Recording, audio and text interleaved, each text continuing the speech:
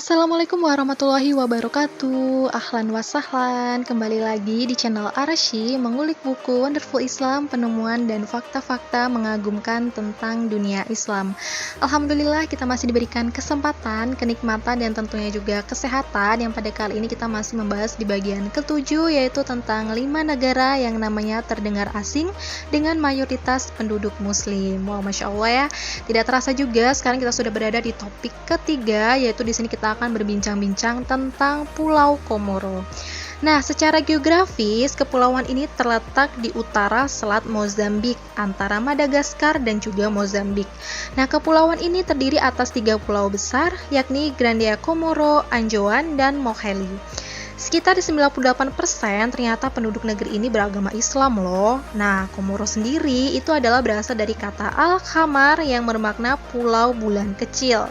Islam masuk ke Komoro ini pada abad ke-15 Masehi. Nah, di wilayah ini juga pernah berdiri sebuah kerajaan Islam bernama Kesultanan Komoro. Nah, dari seluruh kesultanan yang pernah ada, Komoro ini pernah dipimpin oleh setidaknya 164 sultan. Wow, Masya Allah ya. Tidak seperti sultan-sultan yang ada di negara-negara Arab lainnya. Nah, sultan ini memiliki kekuasaan yang sangat terbatas. Budaya Arab dan Islam sangat melekat di pulau ini. Bahasa Arab sendiri menjadi salah satu bahasa resmi dari 3 bahasa yang digunakan. Wow, luar biasa ya. Komoro adalah negara ketiga terkecil dari seluruh wilayah Afrika dengan jumlah penduduk sekitar 798.000 jiwa. Komoro menjadi negara Afrika ke-6 terkecil menurut populasi. Nah, meskipun Komoro ini memiliki kepadatan penduduk terpadat di Afrika, sekitar separuh penduduk Komoro berada di bawah garis kemiskinan dengan pendapatan sekitar 1,25 US dollar dalam sehari. Nah, Islam ternyata di pulau ini memiliki sejarah tua ya. Di zaman Nabi Muhammad SAW, Islam ini datang ke kepulauan ini berkat 2 orang Komoro, yaitu Feibeja Maumba dan Miswa Wanse. Nah, mereka ini kembali ke Komoro setelah melakukan perjalanan ke tanah suci Mekah. Nah, adapun bukti sejarah yang menunjukkan pedagang Arab dan seorang pangeran Persia dari Siros ini turut berjasa menghadirkan khazanah Islam di Komoro. Nah, meski sempat mengalami 2 kali penjajahan oleh negara Eropa, yaitu Perancis dan juga Portugal, sendi-sendi Islam di negara ini tetap mengakar kuat. Nah, adapun pada 6 Juli 1975, Komoro memproklamasikan kemerdekaannya dari Perancis. Nah, sejak saat itulah ya, rakyat Komoro sepakat untuk mendirikan negara Islam.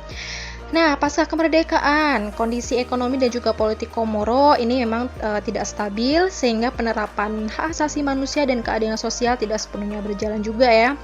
Namun, Komoro tak absen dalam membantu mengatasi masalah internasional terkait Islam di dunia. Meski saat itu, Komoro belum bergabung dengan Liga Arab.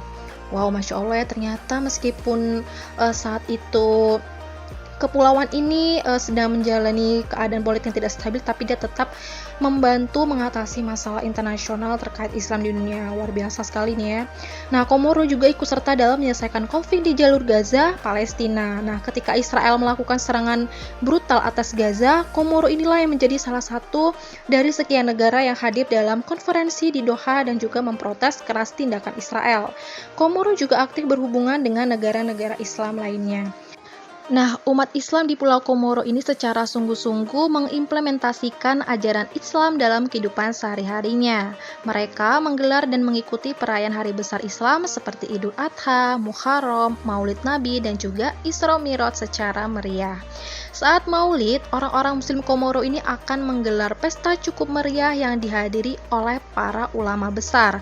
Hal menarik lainnya adalah keberadaan sekitar 1.400 masjid di seluruh pulau di wilayah Komoro yang luasnya hanya sekitar 1.800 km persegi. Nah, masjid-masjid di Komoro ini merepresentasikan bakat seni yang dimiliki warga setempat. Adapun kaum laki-laki menekuni seni ukir kayu, sedangkan kebanyakan kaum wanita ini berprofesi sebagai penjahit. Nah, pada 1998, seorang muslim kaya raya yang tidak diketahui namanya ini membangun Masjid Moroni yang saat ini merupakan masjid terbesar di Komoro sekaligus menjadi salah satu objek wisata religi di negara ini. Wah, Masya Allah, luar biasa ya. Ternyata tanpa kita sadari, tanpa kita ketahui, ternyata ada salah satu pulau yang ternyata dia memiliki jasa yang besar. Dia ikut berjuang juga dalam mempertahankan atau memperjuangkan agama Allah.